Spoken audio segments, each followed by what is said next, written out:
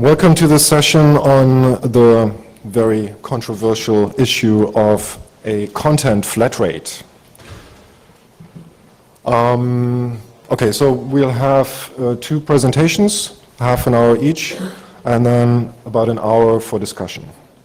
I will start. Volker Grasmark is my name. Rasmus Fleischer will then present a critique on the model that I want to present. So, here we go. This is about freedom in the information space, the freedom of usage of information, and there are two obvious ways to that kind of freedom. It's a voluntary way, so free licensing your own work, your own property. This leads to the digital commons, so a space where people jointly work on music, texts, software, etc. And then there's a non-voluntary way, a general framework created by law that guarantees certain freedoms of usage. And this is, in a sort of metaphorical way, the public domain. So public domain not in the strict sense of the place where works go when they leave copyright protection, but also the aspects inside copyright that allow certain freedoms of usage. I will talk about this in a minute some more. Larry Lessig, in his latest book, Free Culture, has called these two strategies us now, them soon. So us now meaning the instruments to express the first kind of freedom are there. The GPL, the GNU General Public License, the Creative Commons licensees are there, and everyone is free to use them right away. Them soon obviously refers to changes in law that are required by the second path, and this is what this talk is going to be about. Now, there have been observers who call these two strategies conflicting or somehow not matching. I don't think that's the case. I think these two strategies are complementary. The free licensees like GPL and Creative Commons leave out the issue of remuneration altogether. The GPL says commercial use is allowed per definition. That's part of the GPL. In the case of Creative Commons, that's an option. You can allow commercial use of your work or you can disallow it, but both do not have an option saying, if you make use of my work without asking permission from me first, you may do so under the condition that you pay a levy, for example. Both of these licensees and other free licensees simply do not address that issue.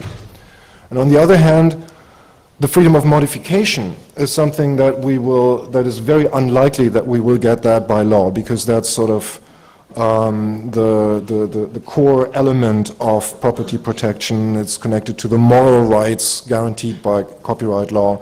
So it's going to be very difficult to say by law that certain modifications beyond those that copyright law already knows will be established. And these, of course, are the quotations exception. So if you create a new work, then a new original work, you can incorporate parts of other people's works without paying remuneration, by the way.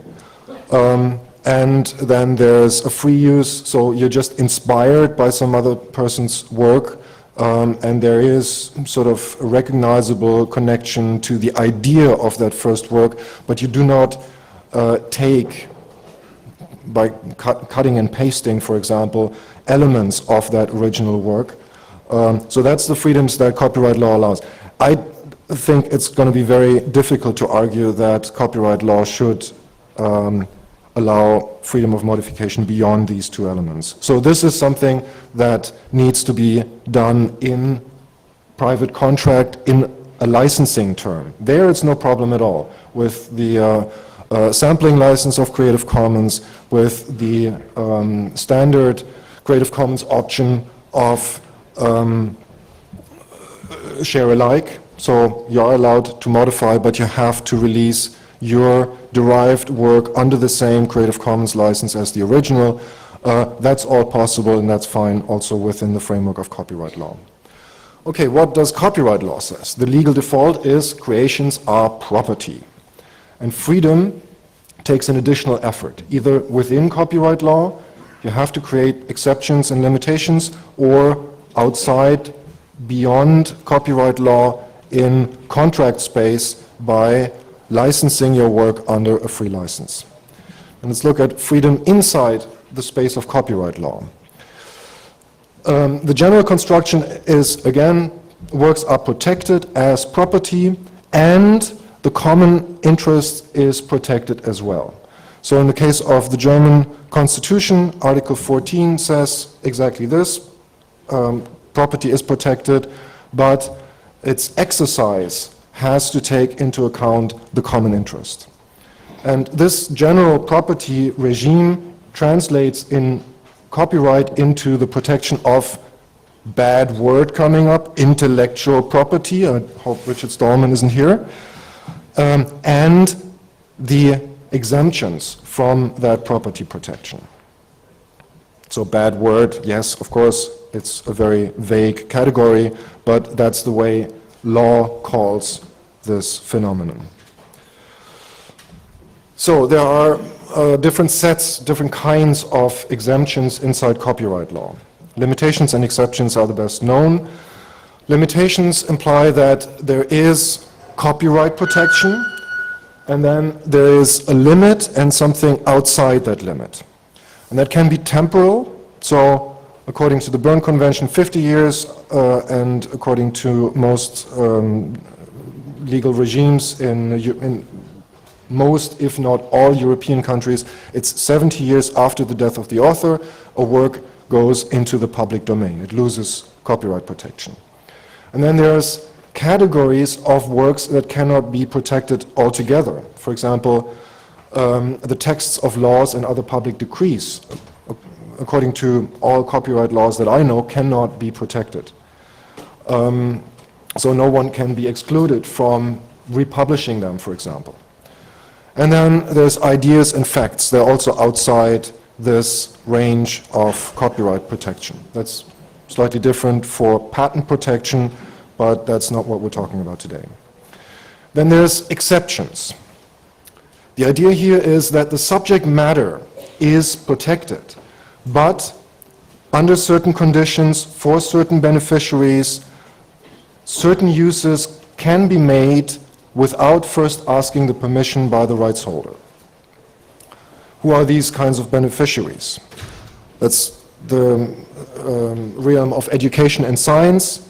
That's certain exceptions for the press, for disabled persons. These are specific groups. And then there's two kinds of exceptions in copyright law that refer to pretty much everyone. That's the right to make quotations, again, inside a work, an original work of your own. Then that's the famous private copying exception for non-commercial purposes by natural persons, so not legal persons, not organizations or companies, if it's small parts or small work. So there's a whole range of conditions connected to that. And then there's so-called reservations and conditions. In this case, the exclusive right stays in place, but the exercise, conditions are put on the exercise of that exclusive right. And two examples here are compulsory licenses. In most copyright laws I know, musical recordings are under a compulsory license, meaning if a composer and a lyricist has authorized the recording of his or her work once to one recording company, then they cannot refuse the same license to the next recording company that comes and also wants to make a recording of that. And they have to pay a set price for that. And then there's so-called mandatory collective management. Something that also exists in most copyright laws I know is the cable retransmission right. So a cable company can pick up a broadcast signal off the air and pipe it into the cable system in real time. So it's not about recording and then sort of mixing and re-editing the material and then broadcasting it on their cable system, but just real-time retransmission. And again, this is regulated by law. Cable companies can do that without first asking permission, but they have to pay a set price. So that's sort of the instruments that copyright law offers for certain freedoms of use of copyrighted material. This is just an aside, some news I'm happy to present to you about things going on the WIPO level, so the United Nations Organization for the intellectual property regime of the global world. In October, at the General Assembly, a proposal by Argentina and Brazil has been accepted to put a development agenda onto the WIPO agenda. And I think you can read the text. So collaborative work on the internet is explicitly mentioned as something that needs to be protected. Human Genome Project and free software are explicitly mentioned, and they propose to work towards a treaty on access to knowledge and technology. Now, this might not sound like much to you, but I tell you, on the WIPO level, in this marble palace of global intellectual property, this is close to a revolution. And then the other development at the last Standing Committee meeting on copyrights and related rights in November was that a proposal by Chile went through to put minimum mandatory exceptions onto the agenda of the upcoming Standing Committee meetings. And also this is very important because what we now have is maximum standards for protection, but really no minimum standard for exceptions. So signatory countries to WIPO treaties may make use of certain exceptions, but they're not even required to implement a certain core set of exceptions. And this core set of exceptions that need to be in place everywhere will be discussed from now on. So these are very promising developments on the global level. What kind of alternatives to the general regime I have described are being discussed? Bolden and Levine are two economists who have caused quite a riot among economists by slaughtering the holy cow of intellectual property regimes. And the holy cow says that in order to get more intellectual works, creative works out, you need to create an incentive for companies and for people to invest in these works. And in order to do that, you have to grant them as much protection as possible. More protection is good because it will be an incentive for more investment, and we all get to enjoy more creative works. And Bolden and Levine have collected a whole range of studies and of examples that show that that is simply not the case. For example, a classic study on the introduction of first copyright protection for software in the US, and then in the second step, patent protection for software in the US. And in both cases, you would think, hey, that's more protection, so there should be more software being created. And studies show that the opposite is the case, that legal threats and patent research and all these things connected to these regimes disencourage people to write software. So what Bolden and Levine propose is kind of a first sale right. A creator can sell his or her work to the market at whatever price the market is willing to pay, and beyond that, the owners do not have much of an opportunity to control the usage of their work. Once it's published, it's basically out there, and there are secondary uses that can be made use of. But obviously, the more copies are circulating, the lower the price that work can gain on the market. Then there's a very prominent idea of shifting the regime from property protection altogether. Property protection implying that the owner of a property has complete control, can say what other people may and may not do with that work, can sue people if they don't follow his or her rules, set the price, and all these things. The idea is to change that to a liability regime, where owners cannot control the use made of their works, but they have a right to get a remuneration for every use that is made.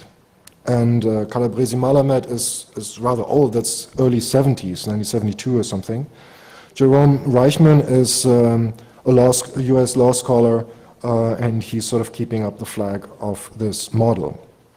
Then universal basic income does not really address the problem of copyright law, but if it would be implemented, it would do a lot to alleviate the situation we have now. For example, a journalist now, a professional journalist, is not in a position not to sell an article. So he goes to a publisher, and the publisher says, okay, these are the conditions under which I'm going to buy your article. Take it or leave it. And then if he's not trying to sell it to a monopoly, then he can go to somewhere else, hoping to find different conditions there.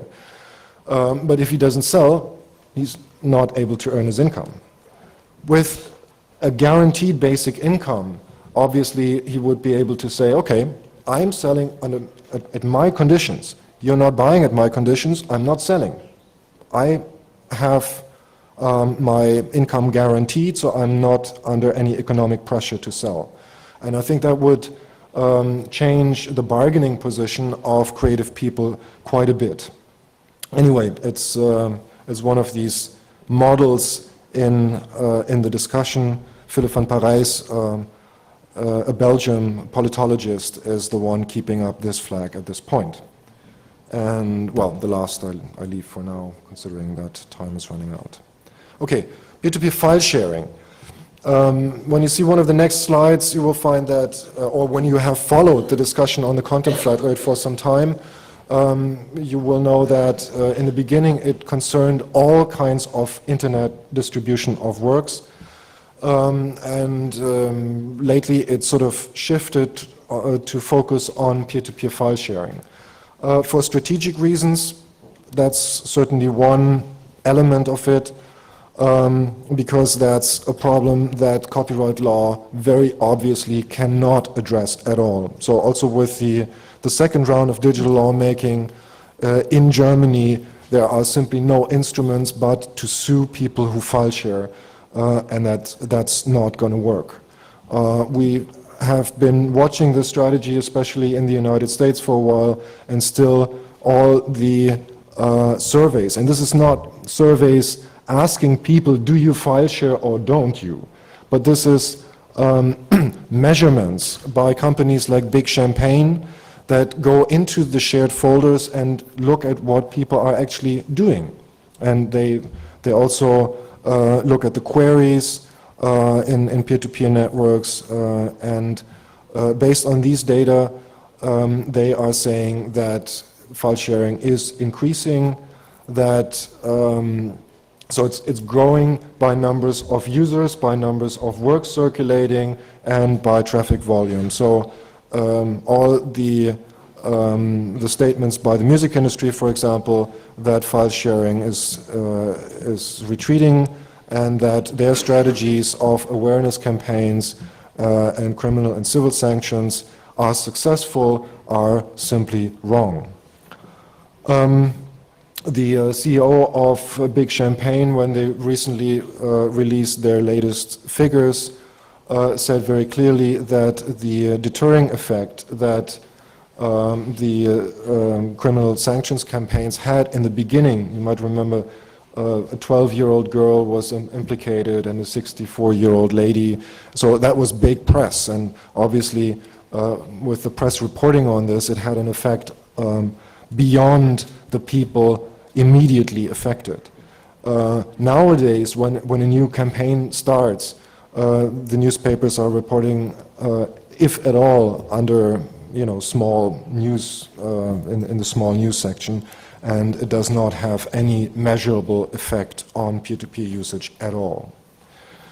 So looking at it from a different way, with peer-to-peer file sharing, the issue of distribution, of availability of works is solved by user-based distribution. That's a problem we do not have to solve anymore. What we will have to look at is the lack of compensation for creators and the criminalization of users and the dangers of DRM, which we might or might not discuss. I think there are other panels on the Congress addressing DRM issues specifically, but I think we can agree quite quickly that DRM is not a good technology that we want to see on the internet. So the proposal of a content flat rate starts from the model I had been mentioning before, a shift from property right to a liability right, reducing the exclusive right of making available. That's the one that was introduced by the WIPO Copyright Treaty, then the EU Copyright Directive, and then the first round of digital lawmaking on the national level. This right of making available online should be exempted. There should be an exemption to this right, possibly only in peer-to-peer networks or in other areas of the internet as well, and it should be reduced to a remuneration right subject to collective management, so collecting societies, which might or might not be mandatory. So what I put in brackets here are various options open for discussion. These are a number of people who have been publishing on the content flat rate in one model or another. The first three are law scholars in the US. William Fisher, in his recently published book, Promises to Keep, has the first book-length exposition of the model. Larry Lessig, of course, with this beautiful phrase, compensation without control. Jim Griffin has been the head of the legal section for new media at ASCAP, the largest US American collecting society, and his expose under this title is probably the most worked out, the most down to earth in respect to the actual workings of collecting societies. Have I been talking about Bennett Linkoff now, or Jim Griffin? Yeah, Linkoff. Linkoff, okay, that's good. Then I missed Jim Griffin. He's the head of an indie label in the US. So also people from the music industry are seeing very clearly that a flat levy solution is the only way to go on the internet. James Love has sort of collected the ideas at two meetings, at Blur in New York and at Banff in Canada, where the central issue was to address the so-called Britney effect of collecting society payouts. So famous stars get a disproportionately large degree, large part of levies, and they suggested that users would have to pay the levy, but they would have a say in where this money goes. And Peter Eckersley is Australian computer scientist, and he has worked out a technical solution how this might be implemented. And of course the Berlin Declaration that was worked out at the Wizards of Oz 3 in June of this year and signed by, among others, Larry Lessig and Terry Fisher, was issued to the European Commission on a consultation, on the harmonization of collecting societies in Europe. So, what should the license do? It needs to define the categories of works that are covered by this license. It needs to say something about the beneficiaries and possibly the purpose. Usually exceptions to copyright law protection need to give a purpose. Beneficiaries, I would say, is everyone, just as in the case of private copying limitations. Then privileged uses. Copying and passing on copies to friends and family is something we actually already have in the private copying limitation, so this is something the new license doesn't have to do, but it has to restrict the making available right. Modification, I mentioned this before, that's an open question. Can a legal license allow by law to make modifications of works? Where should be the limit of that modification? And then it should say something about, if not the actual tariff of the levy, at least something about the procedure under which this levy is set. We have various options. The statutory license, I will address this on the next slide. Then the mandatory collective management. Law scholar from Munich has been writing a study on this model as it's been implemented in Hungarian copyright law and found it to be in compliance with international and European copyright law. So this is a tested model, in fact. And then the Electronic Frontier Foundation has suggested a voluntary license, meaning they invited the music industry to pool all their rights, to put them into one newly founded collecting society and license them for peer-to-peer or for general online use, which is a beautiful model. Alas, when you ask the EFF lawyers what the response by the music industry was, their response is they're not even talking about it. If the model is a statutory license, not a compulsory license, certain technicalities inside international copyright law follow from this. And the main point that also the German Ministry of Justice has mentioned in its comment on this model in the so-called second basket, so the second round of the draft for the second round of digital copyright lawmaking in Germany, it would have to pass the three-step test. That's, again, a holy cow of international copyright law, and it is a limitation to copyright limitations. So, member states may only implement a limitation or exception in certain special cases.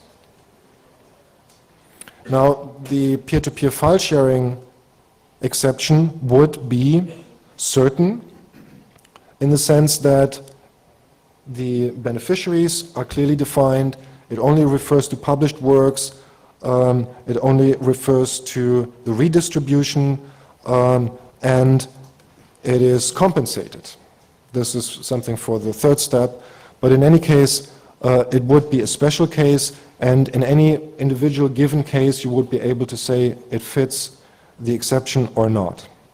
Then the second step is that any given exception or limitation should not conflict with the normal exploitation of the work. This is probably most difficult to argue, but then on the other hand, there are no models for normal exploitation, no business model for peer-to-peer networks. So there can, per definition, not be a conflict. Again, second step passed. Third step, an exception or limitation should not unreasonably prejudice the legitimate interests of the author. Legitimate interests are monetary and moral, and unreasonably prejudice implies that any exception and limitation prejudices the interests of the author. but it mustn't do so unreasonably. And usually, in all other cases of valid exceptions and limitations, by paying a levy, this prejudice becomes reasonable. So I would say, with a little help from our friends in the legal departments, this could be argued to, our exception and limitation could be argued to pass the three-step test. And if it doesn't, no problem, then we go for a compulsory or voluntary license, because in those cases, as Silke von Lewinsky has showed in her study, the three-step test is irrelevant. Now to the actual working of such a model, paying in. The idea is that we're up against DRM, which promises to be very precise in what people have to pay, but it also tracks and stores what people have used over time, what music they've listened to, what text they've read, and so on. So that has a lot of problems concerning privacy. And the alternative model obviously should be designed, should be architected in a way to prevent any collection of privacy relevant information. Therefore, the idea is to pay in as flatly as possible. Obviously, there can be a range of levies regarding modem access and broadband access and on that kind of technical level, but it should be flat in the sense that it doesn't track the numbers of works and the kinds of works that people have actually used in a given period. Of course, you cannot pay anonymously, so this anonymously as possible refers to the second point. Whether we make this payment mandatory or voluntary. The EFF model of a voluntary model would imply two possible solutions. Either people who have voluntarily paid would carry with them a kind of identification when they move on the internet and can be tracked. So if law enforcement goes into the internet and sees, okay, this person does peer-to-peer file sharing, but he has a license, so he's fine. Another person doesn't have a license, well, then he has a problem. Or you do not carry that kind of ID with you when you move on the internet, but you just put it in a drawer. And when the police comes knocking at your door, you pull it out and say, yes, I'm legal, I've paid my license fee. So a mandatory model would imply that everyone who's on the internet, everyone who goes onto the internet goes there through an ISP, and on top of the ISP charge, you automatically pay the levy. Then you don't need to track individual people at all, because everyone who's on the internet automatically has been paying the levy. That would be a much more preferable model, I think. Lionel Sobel is sort of a variation on the model we're proposing, only in that it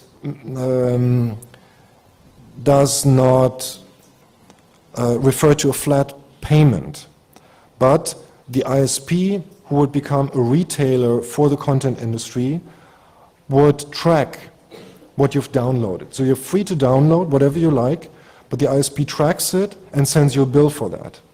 And the rights holders set the wholesale price.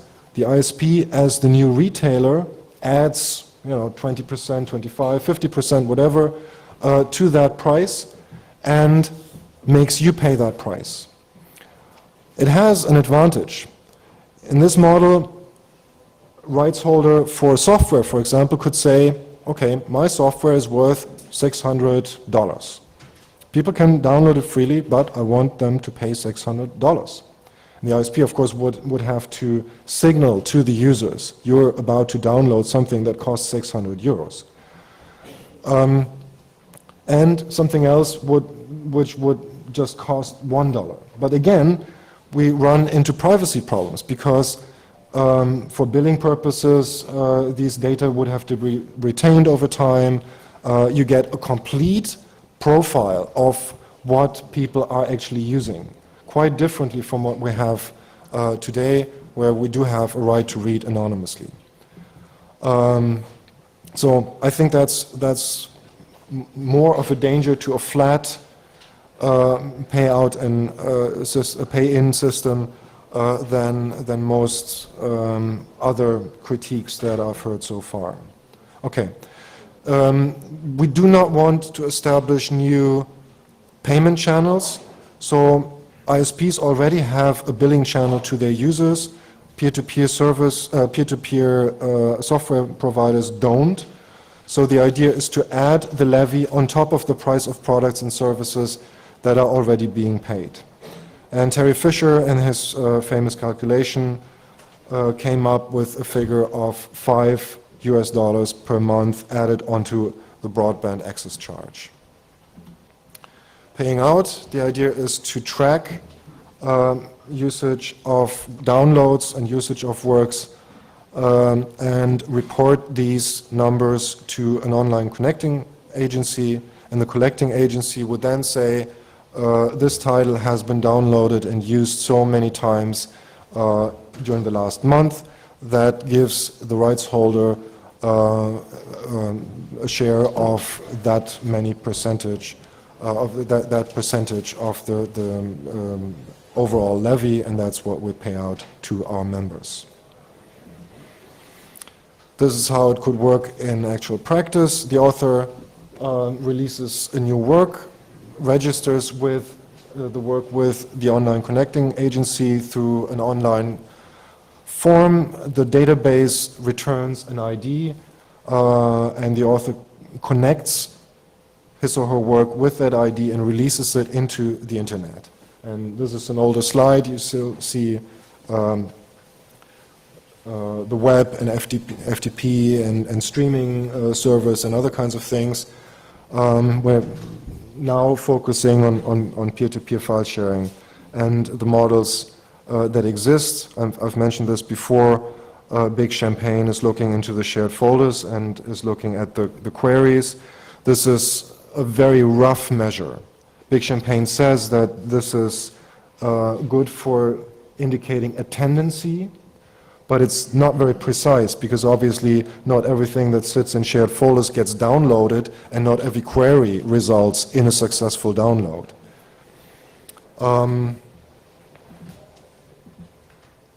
So the idea, one idea would be to create plugins for P2P servants that would send a data packet to a server that collects these data every time a successful download is made.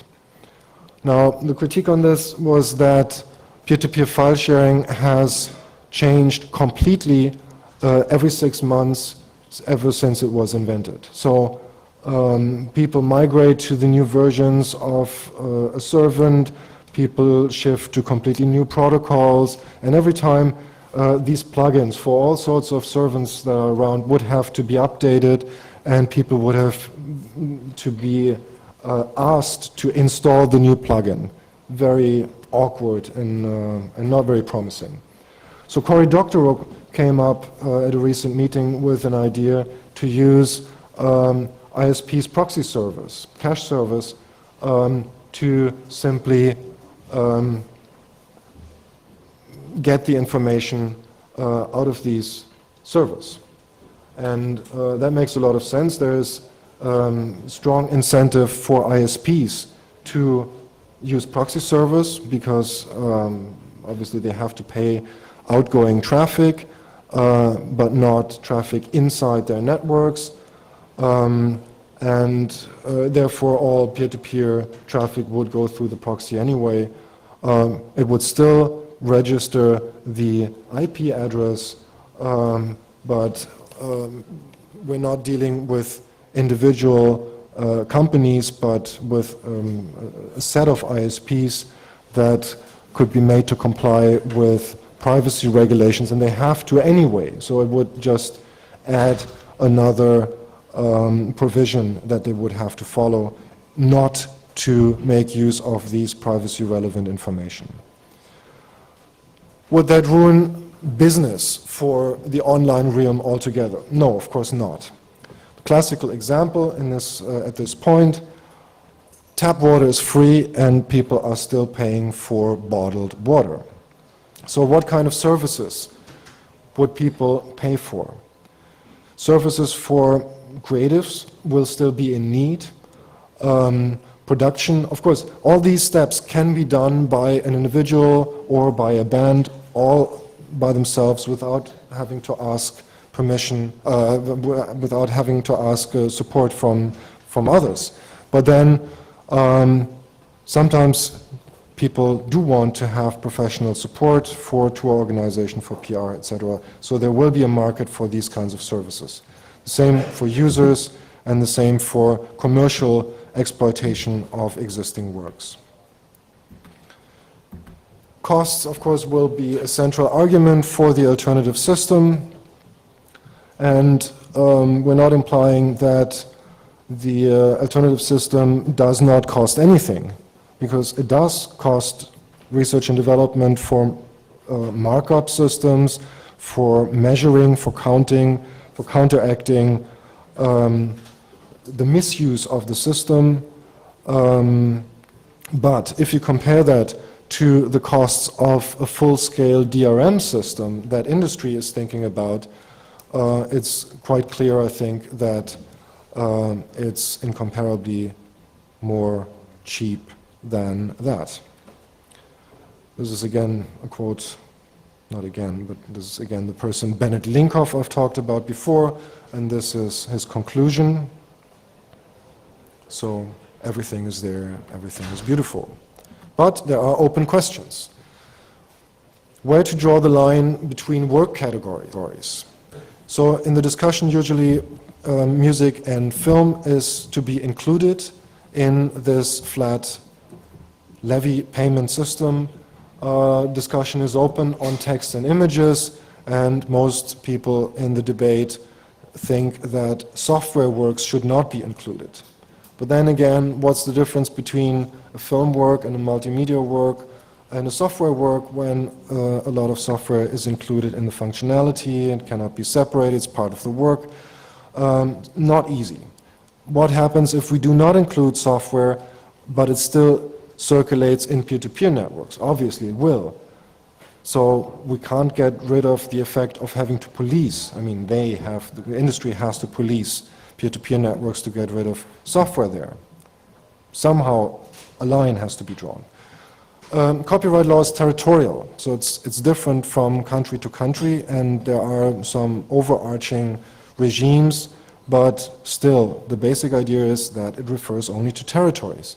Therefore also collecting societies are only territorial. But the internet obviously is global. If we do get a global regime, for example, through WIPO, but we get a similar situation to the Kyoto Protocol, where most countries on this planet agree, but not the United States. Interesting question. If we make the payment of the levy voluntary, how do we draw the line between people who have paid the levy and who haven't?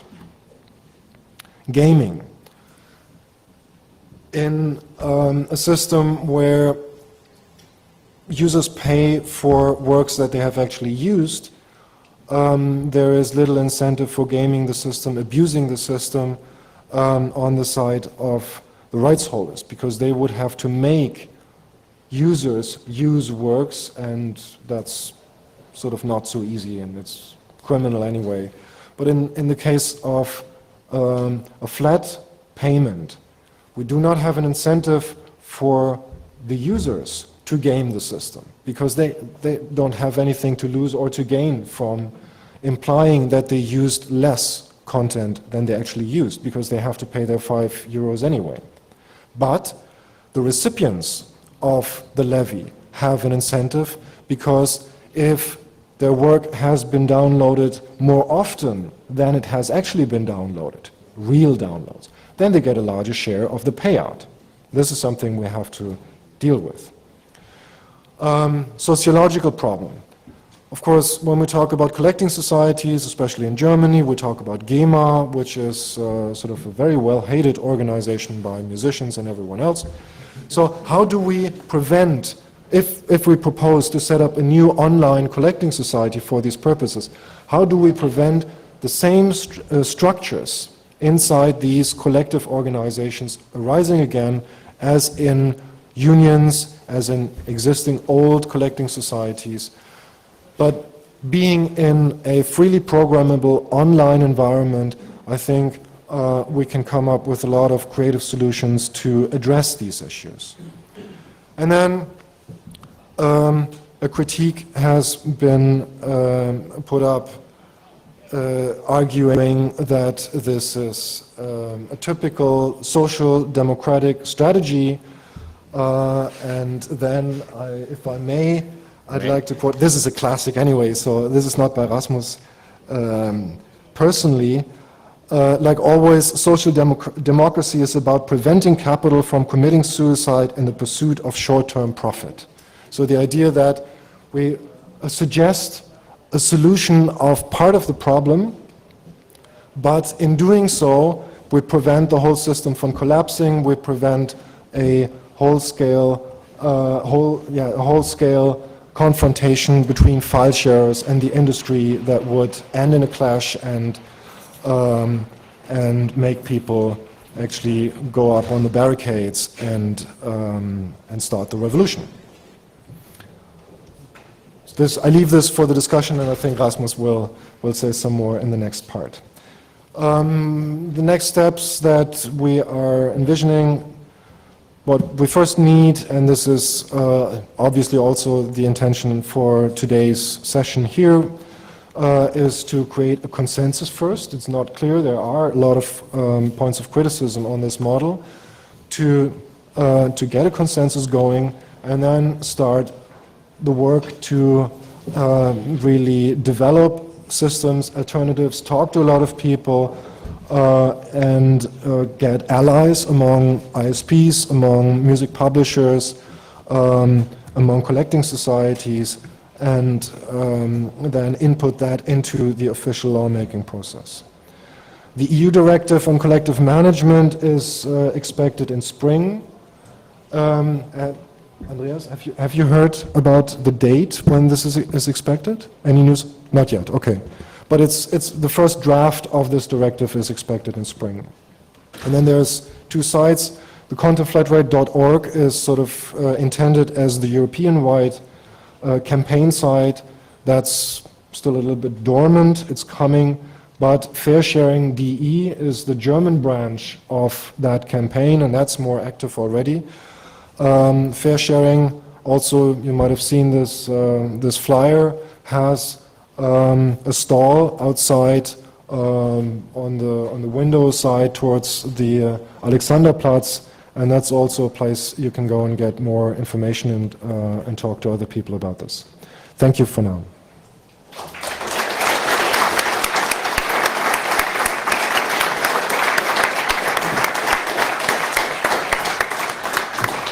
Sorry, too long. It took too long. Sorry. Yeah, thanks. Now I come in like the devil's advocate or something.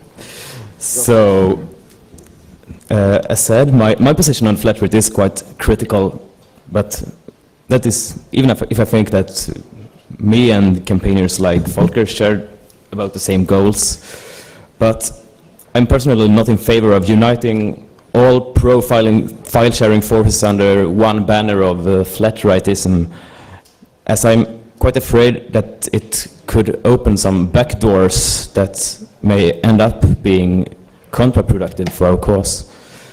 Even if that is not to say that I don't see a tactical point in that demand now has been raised and by some groups, and I think it's really an interesting point of departure for a wider discussion.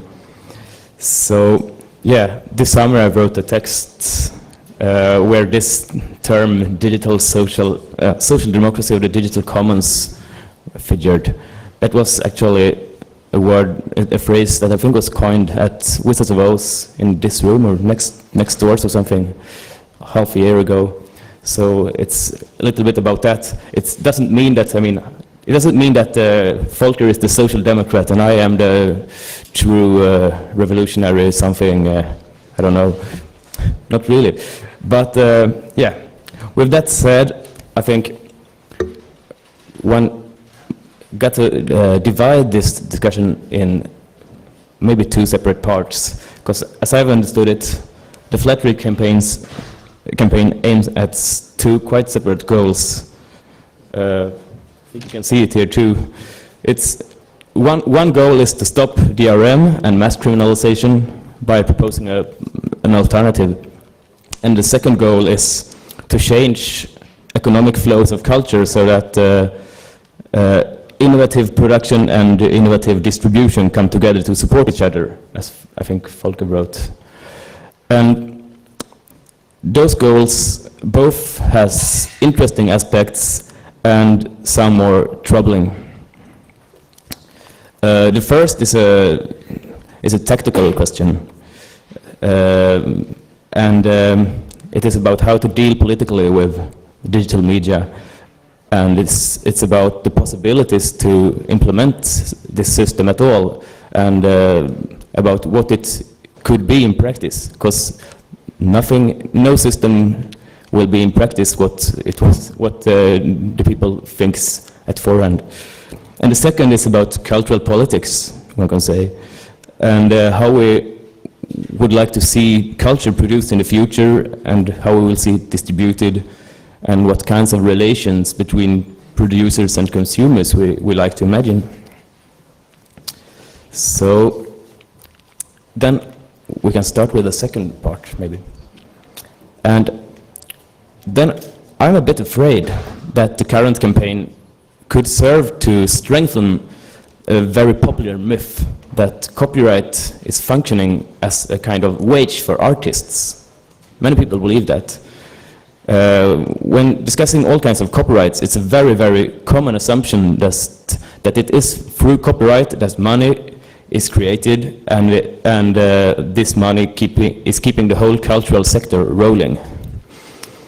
And when one talks about compensation, it could, in worst case, serve to reinforce that myth and strengthen the story that the music industry wants us to hear. That, first there was copyright and musicians got their wage, and then came digital reproduction and stole their wage. And that is a danger when one talks about compensation and alternative compensation system, or in a German context, it's much talk about Entschädigung, literally de-damaging, as a damage had been done. I think that's a trouble, because we shouldn't implicate that a damage has been done by the reproduction of culture. So, in some way, a harm reduction approach lies in this whole alternative compensation systems rhetoric. But when one talks about these kinds of digital harm reduction, we always have the danger that implicitly saying that file sharing is harmful, even if that, of course, isn't what we want to say. So,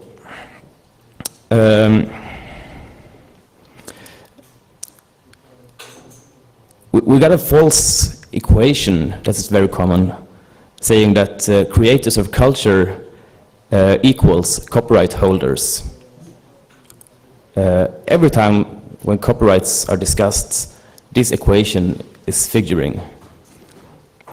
And it's easy in theory to see that it, of course, isn't the case, as copyright holders are many, many more institutions and persons than the actual creators. And many creators are not copyright holders. But this myth is lying at the core of every copyright discussion, and it is a real problem, I think. So, I can quote from a report published by the World Intellectual Property Organization, published last year, saying that Research in a number of countries has shown that the typical, that is non-star artist, is a multiple job holder, work on short-term contracts with no career structure, earning a variable and lower than average income despite being highly educated. And the individual distribution of copyright earnings is highly skewed, with a few top stars earning considerable sums of the medium, but the medium or typical author earning only small amounts from the various rights. And this is what Volker called the Britney effect, I think. And I think if we would like to talk about changing the economic flows of culture to support musicians and other people creating stuff, then we got to deal with this Britney effect. And just taking the idea of compensation systems for copyright and moving that to the digital domain will not solve the Britney effect. We must really do something about that, because just moving the compensation, those collecting societies to a digital domain will mean just institute a new institution for channeling money very, very unequally. I could say most creators would not be affected very much. They would not get very much money from that. So, if I then say that, for example, musicians today only to a part can make their living directly from playing music, as the quoted report from the copyright fundamentalists at WIPO also stated. Many musicians are in fact dependent on different kinds of welfare subsidies and extra jobs. And saying that, some people will of course accuse me of accepting the misery of today's cultural economic situation. But even if it's a sad fact, it is a fact, and I don't think we can deny that if we want to improve the economic situation for creators of music and other kinds of culture. So we must in fact depart from the far from perfect reality of today, and not from some dream of a well-functioning copyright system before the file sharing came into the picture.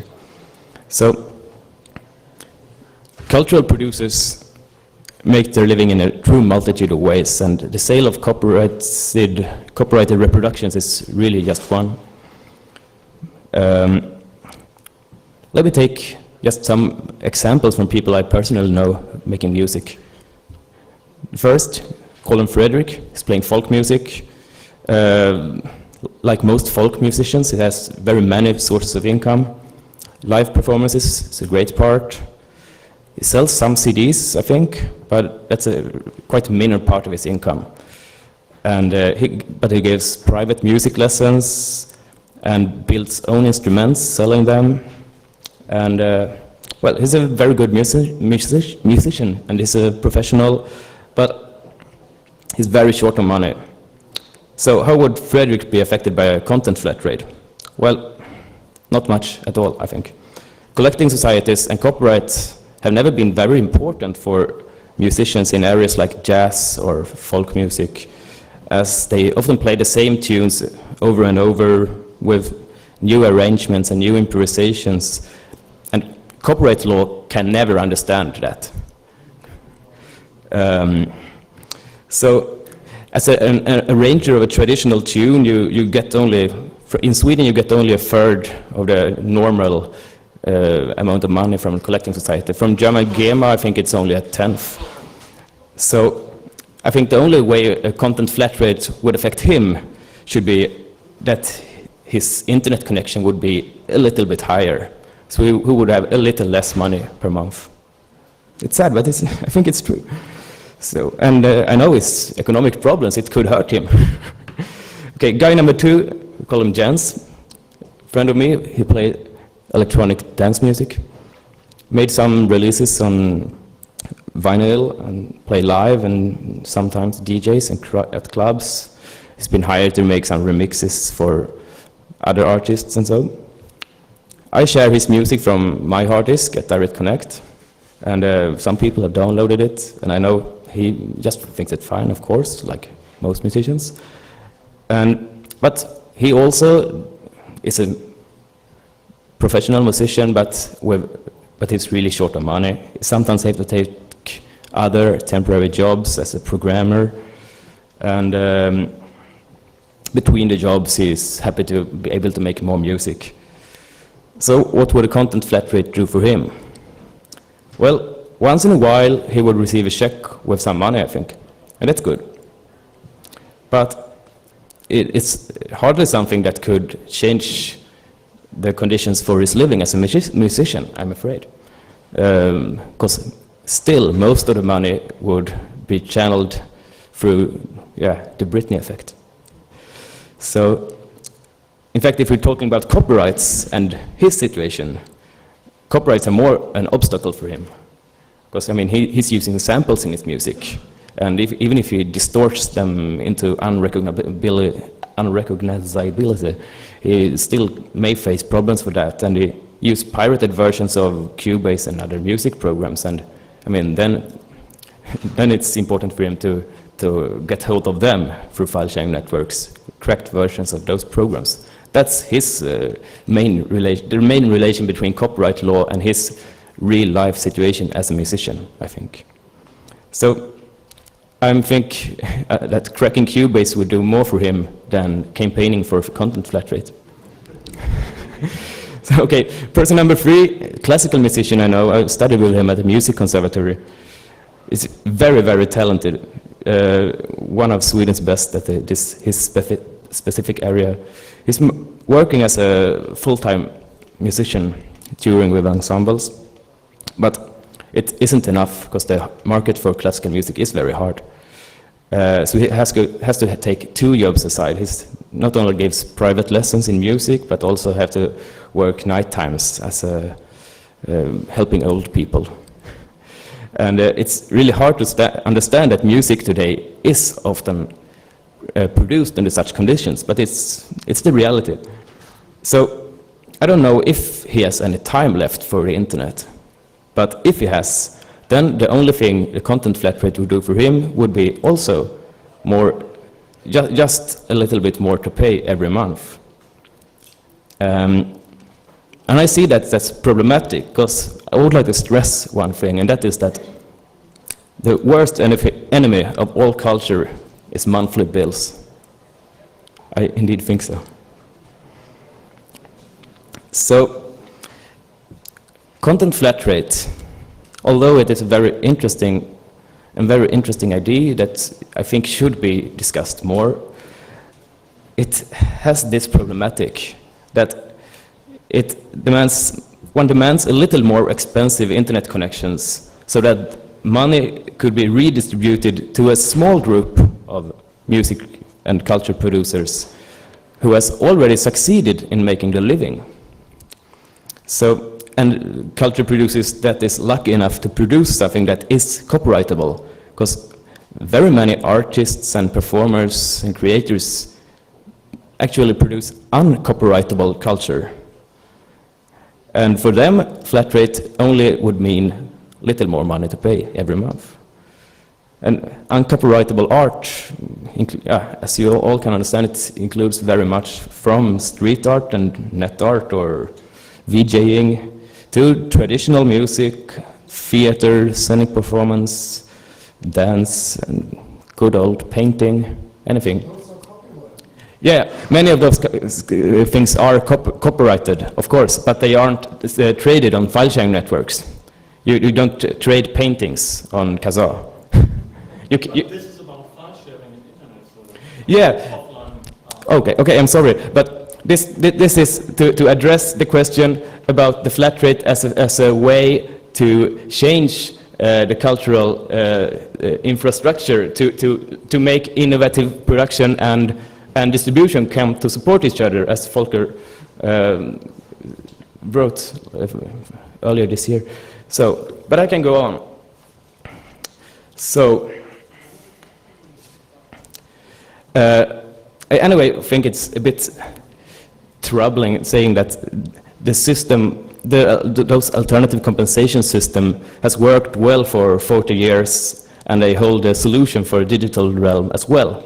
Because as you always also said, Volker, many musicians really hate GEMA and such institutions. So going out in a campaign and saying that those has worked well means that we shouldn't be able to do that criticism anymore. Because I mean, there are a problem with those institutions.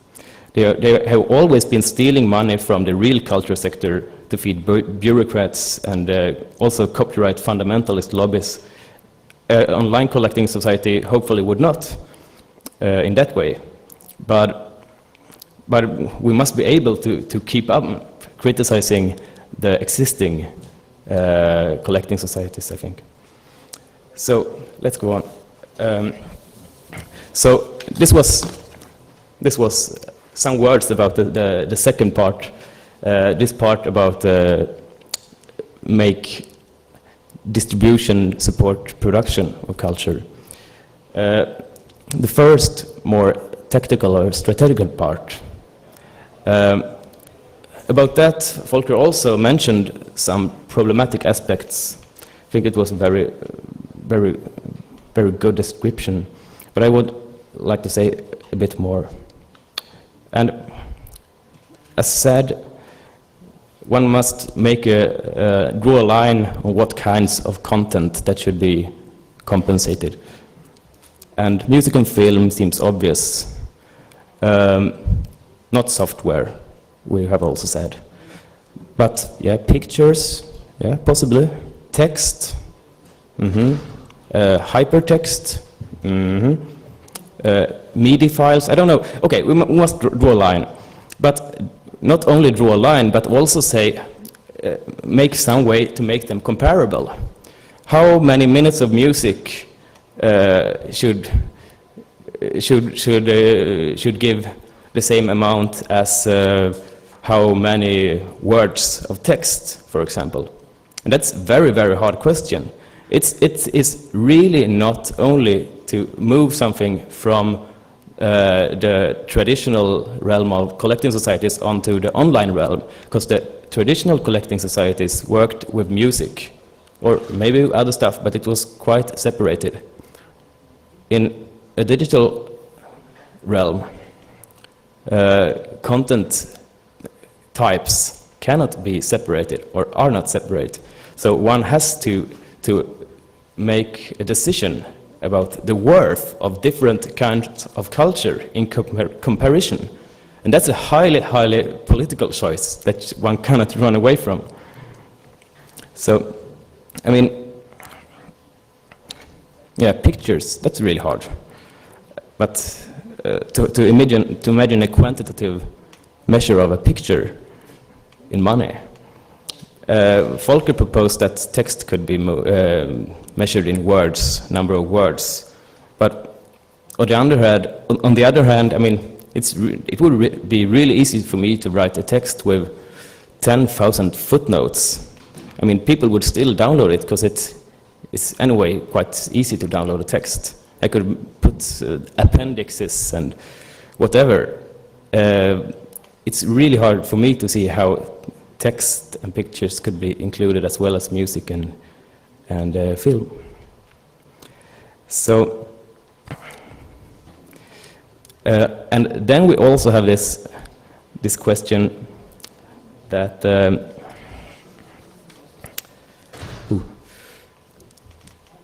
if texts shared by peer-to-peer networks are to be compensated, what then with texts on the web?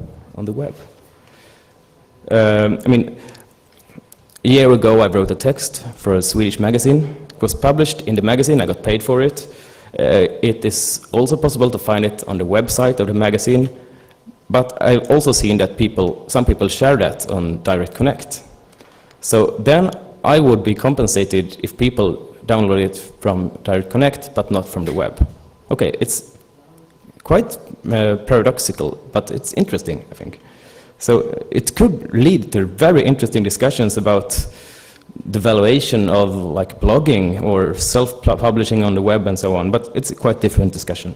But it's the same thing is of course true for a band who makes some MP3s available on the website.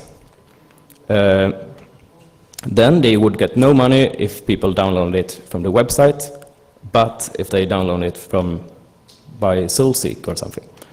I mean, that's fine, I think, maybe. Because, I mean, peer-to-peer networks are in many ways superior to centralized servers.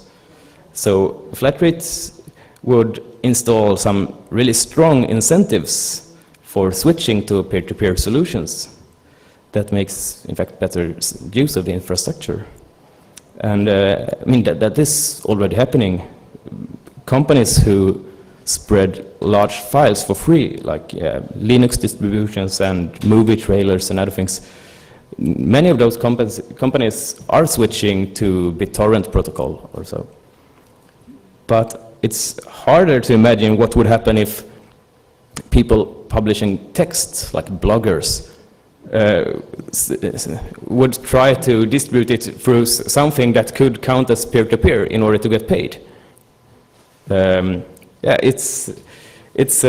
I have no idea of what kind of evolutions could happen, but it's maybe something one should try to discuss before just saying that it's just to move from the offline realm to the online realm with the same idea of collecting societies. So,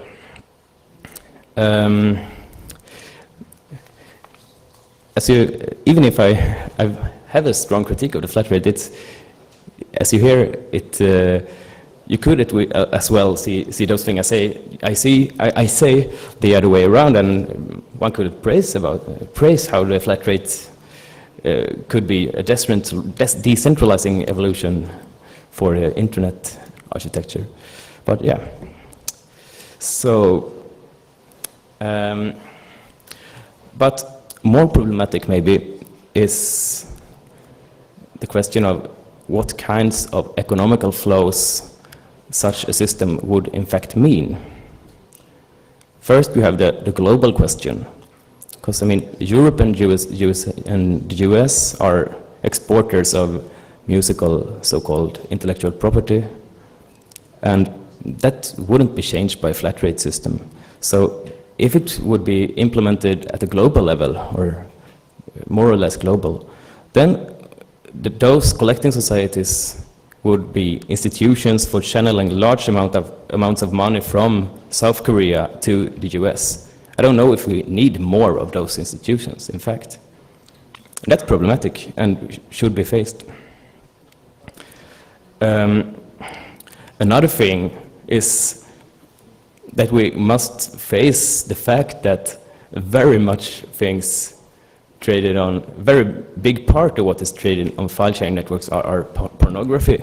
I don't want to moralize over that now, but those institutions would, in fact, a very, very large part of their budgets would go directly to pornography companies.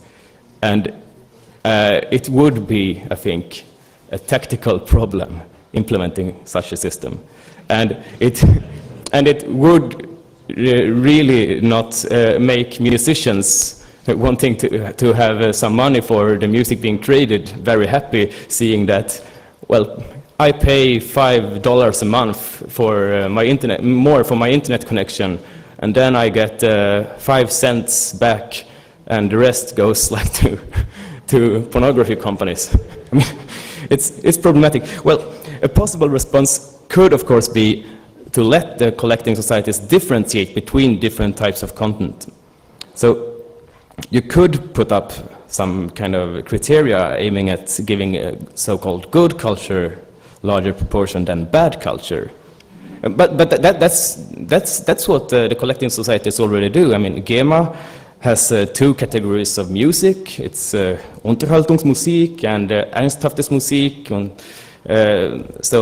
But it's really bizarre categories. I mean, it's some reminiscent from early 20th century high modernist elitism, saying that music played on traditional instruments should have more money than music played on synthesizers. So, but when those kinds of paradoxes would be would be would be would come up, then I think such kinds of large-scale centralized cultural policies would be a temptation for many, and politicians would sure call for that. Another solution for this is, of course, like Volker said about the proposal from Jamie Love about letting people themselves in some way democratically choose where the money should go, and that's fine if it is possible. So, well, I think we've got to speed up a bit so we got time for questions. So maybe I will try to end here. But what I want to say is that all different kinds of cultural producers have so different situations for work. So I don't think we could keep on saying that one system could be good for them all. And I'm very skeptic about ideas saying that artists necessarily must make their living from how much people reproduce their work, because I think it should be possible to create art and music and stuff without people even noticing it in some cases. I mean, it's great that Franz Kafka could write books even if no one did care at his time. And I think then maybe a solution would be universal basic income, but that's another set of problems that we can't discuss now. So, but I can sure confess that I don't have an alternative, and at least I don't have one alternative, but I have a feeling that maybe one shouldn't have one alternative to today's copyright system. Copyright has created a cultural sector that has very many problems, and it's maybe not our thing to find the solution that should fix this up, because I think it can only be many solutions. Well, let us end that open so we have some time for questions. Right. Thanks.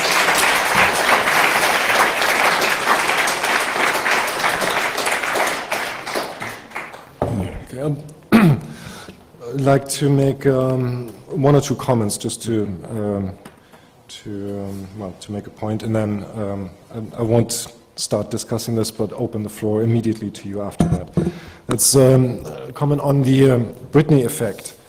So the idea here is, the effect is that levies are collected according to actual usage, for example, from radio stations and from CD sales, obviously. And the artists whose work has been used in that way get that money. But then there is money collected for empty media and for recording devices, where you do not know whose work gets recorded and copied. That's a big pool of money, and that gets redistributed to the artists according to the figures based on airplay and CD sales.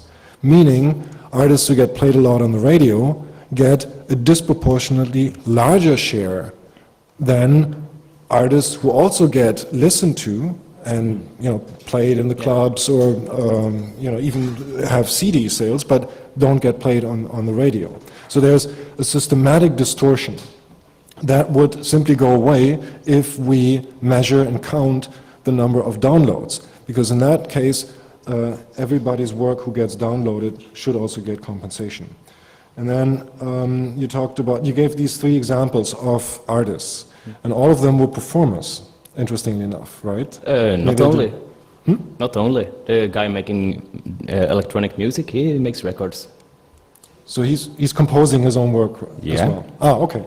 So yeah, that was something that I didn't get. You said something about remixing things, and that's also a secondary use. And the difference between artists and performers, of course, would have to be dealt with in that collective organization just as much as the distribution between artists and exploiters. Because exploiters, obviously, under these circumstances, will have a very hard time arguing that they should get a significant share of the levy, because they don't do very much. They might be useful in the original recording, But after that, they don't press CDs, they don't have any financial risk connected to that.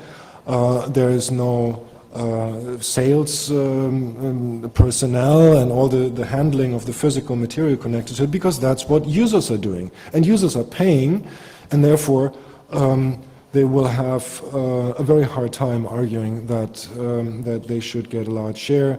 And in these collective organizations, of course, there will be bargaining about the different shares. That was just two little remarks I wanted to make, and then now open up the floor. Do we have 2 mics? Yes, there's one over here and one over there. And for the sake of the recording, so the session is being recorded, please, when you ask your question, please use one of the mics. Thank you.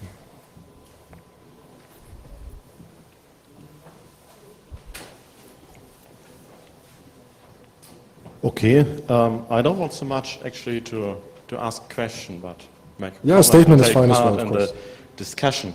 First of all, I don't think, to many of the remarks that Rasmus made, answer would be, I don't think that the content flat rate is solving all of the problems of the world, not even the most important ones. It's not doing nothing in favoring peace, for instance, or not really important for the redistribution of wealth between North and South.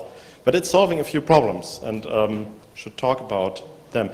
Additionally, also the universal basic income, I think, is a very important point, which is not addressed by the content flat rate, neither by the copyright regime. So this is, but one can't solve all the problems with one thing. But what the whole purpose is what we want to achieve by that is to encourage a free flow of information. I think it's very important that music and film, especially for young people, is kind of a paradigm where you train how to deal with information, with knowledge. And if you learn from your early teens on that's evil to share music, you get a completely different mindset than when you are used to sharing, and sharing is a good thing. So that's one important thing. The other thing is that we want to work against the whole criminalization of file sharers. So we don't want the Musikstasi, as you can say here in Eastern Germany. That's a pretty tough and evil term, but I think that's what it boils down to. At the end of the day, it's not about some kind of registering only on the net. It's boiling down to music coming into your room and searching your computer, grabbing your CDs, and sending you to jail if you don't pay. I mean, that's the bottom line. That's strong repression, and that's something we oppose. And if we want to oppose that, we could either say, okay, file sharing doesn't do any harm, musicians don't get money off copyright anyway, but actually, I don't think that's true. It's far too oversimplifying in saying that musicians don't get money from copyright. Actually, a lot of musicians, not a lot, but many, and the ones most heard, get their income by selling of CDs, and that's going to deteriorate. It's not deteriorating as fast as the music industry says, but it's going to deteriorate. So we are talking about the flat rate as an answer for 2 reasons. One is tactical, of course. Yeah. If we want to say we want to keep up file sharing, we have to answer the point of the music industry and the musicians. And the other one is actually factual as well. So I have to admit, I do think that's important for musicians to get an income from distributing recordings. I mean, of course, people who mainly live off performances, they don't care too much about recordings. But quite a lot of music is mainly used in recordings, and those people, I think it makes sense that they have an additional income. At least if I look at the music I'm hearing, most of it is made by professional musicians who live off their music. I mean, there's very interesting, good amateur music, but there's also, and if you look at what you're hearing, I think most of it is professional music. So people need to have an income and need to have more than universal basic income to get some reward for their work. Also, if you look at film, it gets a lot more obvious. You can't make a film with a multi-million-dollar budget, and even doesn't have to be like Lord of the Rings, but even if you raise a €1 million budget, you need to have some compensation. You don't make this in your spare time by all of the people paying the bills for the equipment by the universal basic income. So I think it makes sense actually to reward people for them. I think an important point is the Britney effect. And I think it doesn't, quantum flat rate system is not going to abolish the Britney effect, but it's going to diminish it for two reasons. One being that you can distribute your music independently of the music companies. That's something. Now the music companies actually decide what's going to be pressed on CD and what's not. So that'll be a chance for smaller bands that they don't get now, especially now that the music industry's earnings are going down and they hardly make any new record contracts. And the second point is a very interesting proposal saying that you have a digressive payout by the quantum flat rate system. So you say if by the usual proportional thing you would earn more than 200,000 euros a year, each additional download or listening to will count only half. This kind of thing could be very easily put into also without some kind of value judgment, which music is good and which is not. And that would be something where you could counter the Britney effect inside the system very easily. And concerning to your examples, you said several times that this is going to be just a very small amount of money. But I don't think so, actually. If we're talking about big money here. If we're talking about €5 per month per broadband internet access and a little bit levy on less fast internet access, we're talking about around about 400 million euro for Germany alone. And if you distribute this among musicians, there are going to be significant payouts. It's today. There are some musicians who actually live off GEMA income, mainly the composers of film music. They hardly get paid, they get mainly the collecting society's money. So I don't think that this is just going to be a very small thing. If we're going to see, with the quantum flat rate regime, we're going to see bands who are mainly promoted via the internet, via mouth-to-mouth talk, and then email-to-email talk, and then they're going to be able to live on that, completely circumventing music industry. And that's something I'm looking forward to. Yeah, but I think talked enough already. Just think we should, and what you're right to, this is not the only way how we can fight for more freedom on the internet. But I think it's a way that's going to can be quite attractive, because attracts attention in the media, and where you actually have a point. I mean, this is something which you can win, because nowadays the music industry is losing, the film industry is losing via the peer-to-peer networks. That's not going to be introduced, even if Volker makes a very good input to the European Union. It's not very likely that they're going to introduce it next year.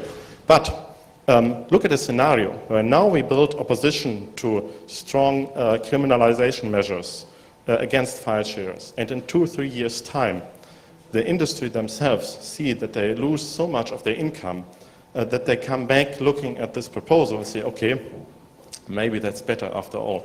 And the main point where the political impact of this whole debate will be that we present an alternative to criminalization and thereby delegitimizing the measures of the film and music industry. Sure.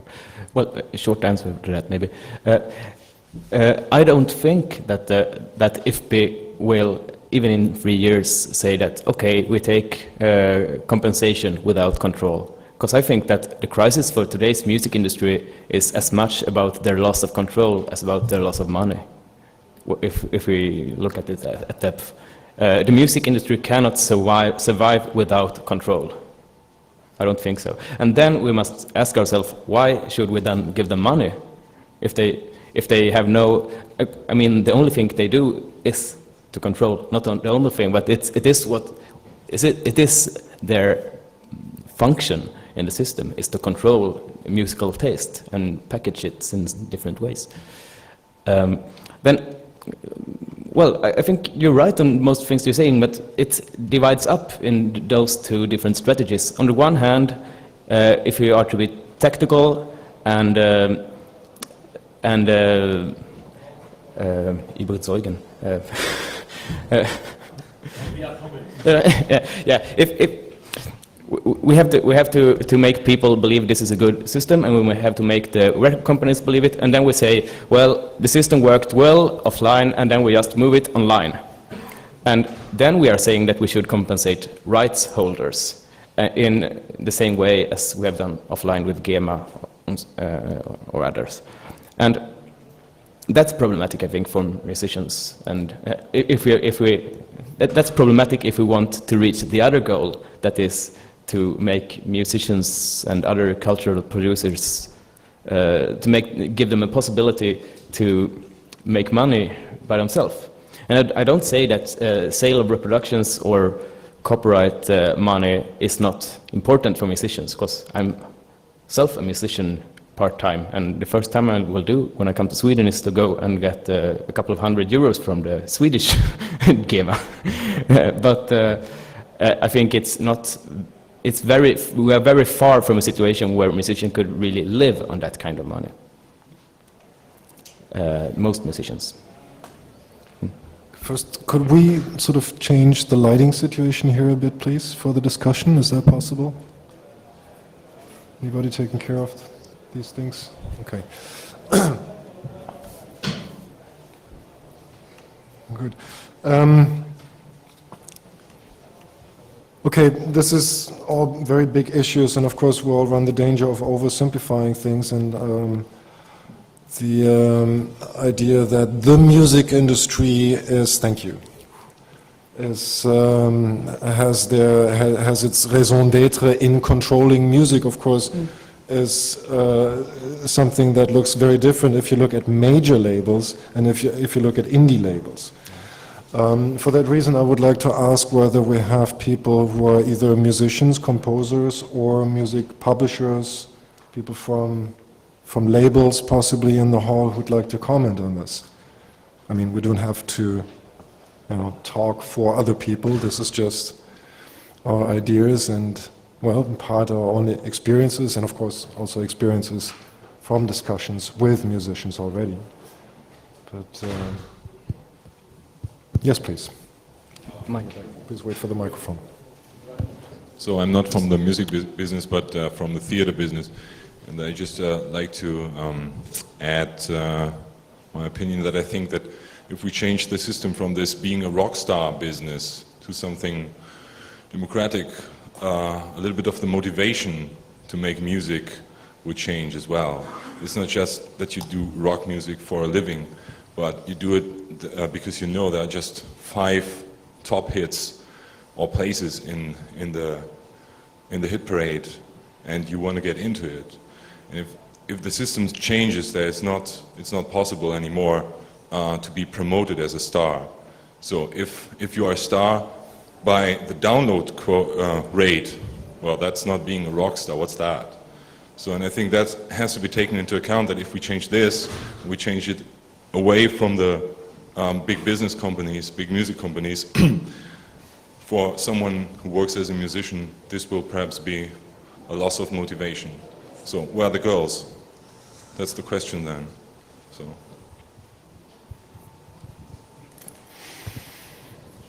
Well, we already have the first star made by ringtones. So not a musician who was a star before, and then ringtones became, very successful. But I'm not sure whether even under this, under the perfect implementation of this system, we would not get stars again.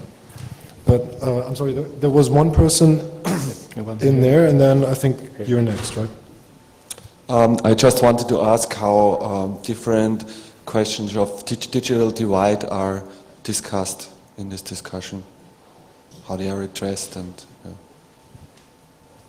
The digital divide in the sense of north-south or inside? I think there is many issues, as north-south as well as also. I think it was if internet connections get more expensive, what does it mean to society? How many people are really using downloads, file sharing networks? How many people are downloading Britney Spears? How many people are using internet for different things? And what does it mean to free licensing, which I can choose, or I am forced to take a file sharing license and things like that? But Well, that's only some people download, I don't see as a real argument against the flat rate. because it's, as you said, it's being more and more. And I mean, right now it's, yeah, it has doubled since last year in Germany, for example, I heard. So, Maybe something on the north-south aspect.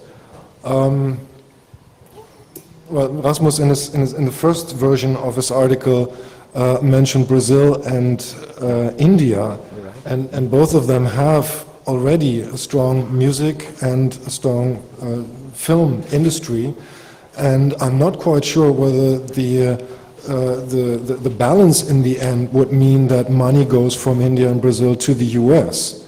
It might just even out that enough people in the US are listening to Brazilian music, watching Indian films, that there is a balance. But most of all, I think that the control element will go away. So more musicians from other cultures will be able to publish, to get their work out onto peer-to-peer networks, and to profit from this self-organizing system where you have a lot of scouts that are looking, people are looking for new and interesting things all the time, and then push these things and say, look, this is great stuff. So they might have a much greater chance to get into the system than they have now, where you have global companies, and whether you're in the Philippines or wherever on this planet, it is still the same 5 major music companies that control what gets published and what not. yeah, that's beautifully optimistic, and I buy that. But I think I must, just add that there is a problem with the digital divide if the price of internet connections will go up. That has to be addressed, of course. Okay, I first want to respond on what the person over there said about rock stars, because I don't think that it's necessary to have rock stars or people who are telling young people how to be or how not to be. There can be rock stars, but I think in another, or we need new stars in a new way. Also, that's a special discussion, but it has some connections to the things here, because rock stars now are made from the music industry in most cases, and are not decisions of the consumers, and with new things like getting music over peer-to-peer networks or other things, people could more decide by themselves who are stars and who not. And I also think if people put their stuff on peer-to-peer networks and it's often downloaded, many people would also get involved with this and look after it. So I would, if I listen to much music from one person, I would get more information. I would look for his or her website, read something about it, maybe get more text from a peer-to-peer network or something like that. So people could also be stars, but in another way, like it's today. And I think it's in change, and this should also take place, as well as in other things, because everything is involved with the other.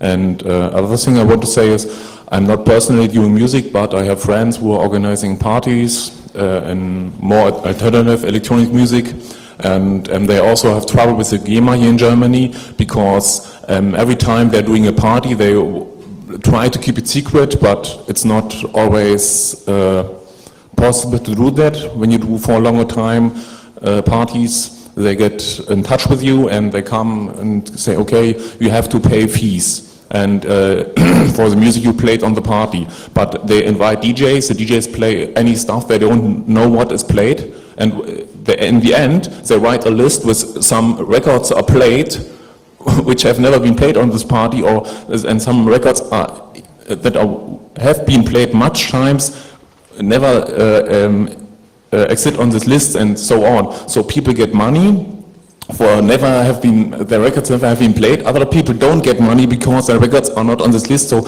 you see, the system is totally fucked up. It doesn't support the right people. And as Rasmus said, I also believe the GEMA is a big organization with many people doing useless work and getting the money only out of it. And suppressing cultural development. Yeah. Okay.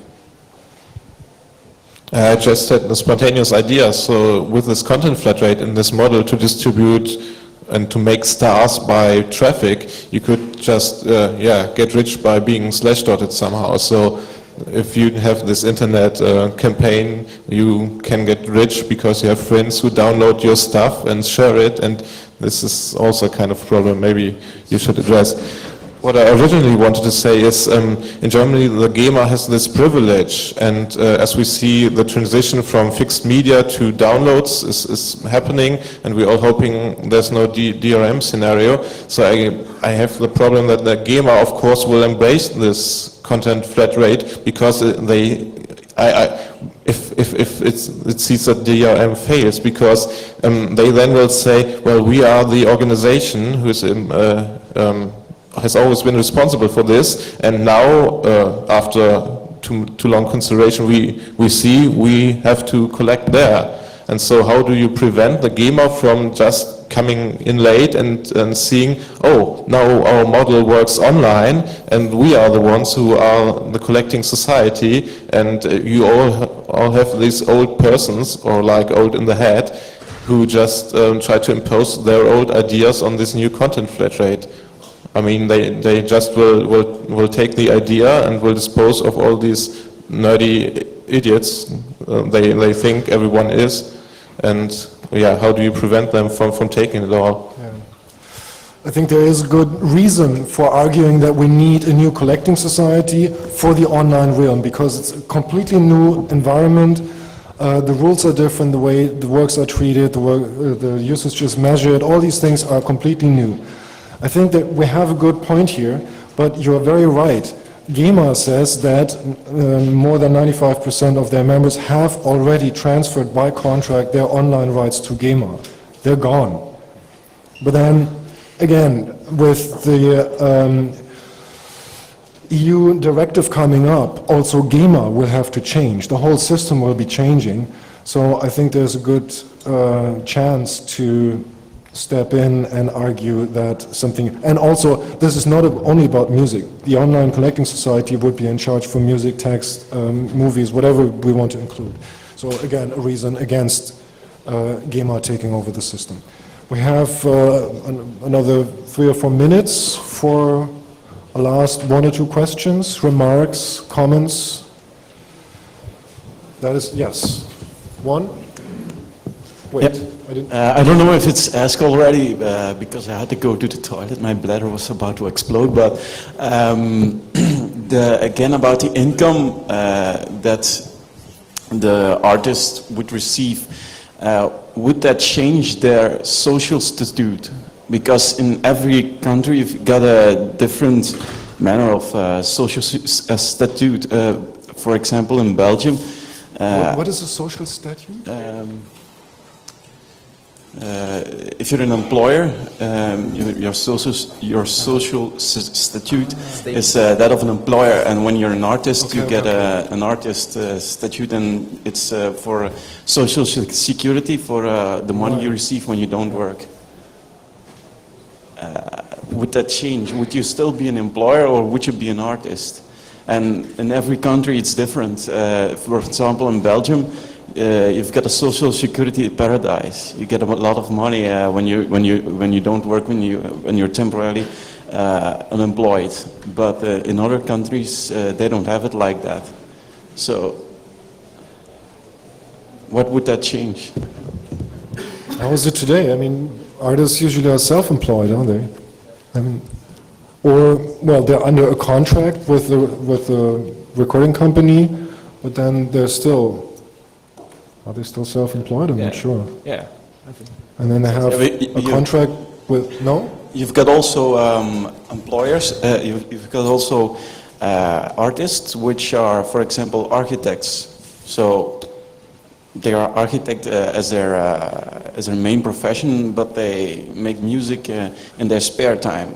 Does their social statute change or not? This is a very interesting, important question, I think. But usually, I would assume that people who produce work for hire under a contract sign away all or most of their rights anyway. So then they're on a salary, and the deal is between them and their employers, to whom they have signed over all their rights. So the employer now has the rights, and he would get the payout from the levy. In all other cases, if people are self-employed, they're doing it under their own risk, and obviously they keep their rights and they get the money. Okay. So I would suggest that everyone who is still interested in continuing the discussion, that we meet at the stall of file sharing, of fair sharing, of the fair sharing campaign, outside to the right, in front of the glass windows, right? Okay. Thank you very much. Thanks.